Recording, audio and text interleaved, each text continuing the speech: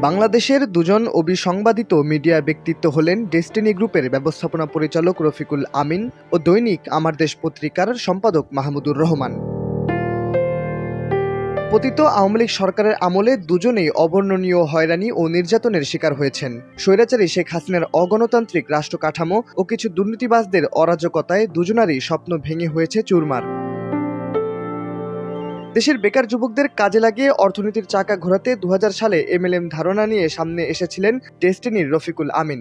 অন্যদিকে দেশের মুক্তিকামী মানুষের মত প্রকাশের স্বাধীনতাকে সামনে রেখে 2004 সালে দৈনিক আমার দেশ পত্রিকা নিয়ে সামনে আসেন মাহমুদুর রহমান। ইতিহাসে এবার মাহেন্দ্রক্ষণ তৈরি করলেন এ দুজন মহামানব। 29 জানুয়ারি বুধবার দৈনিক আমার দেশ পত্রিকার কার্যালয়ে সৌজন্য সাক্ষাৎ অনুষ্ঠিত হয়। ফুল ফল ও বুক ভরা ভালোবাসা নিয়ে এদিন মাহমুদুর রহমানের সাথে দেখা করেন ডেস্টিনির এমডি রফিকুল আমিন। এ সময় দুজনের মাঝে এক সৌহার্দ্যপূর্ণ পরিবেশ তৈরি হয়। শাহরিয়ার আহমেদ, দৈনিক ডেস্টিনি।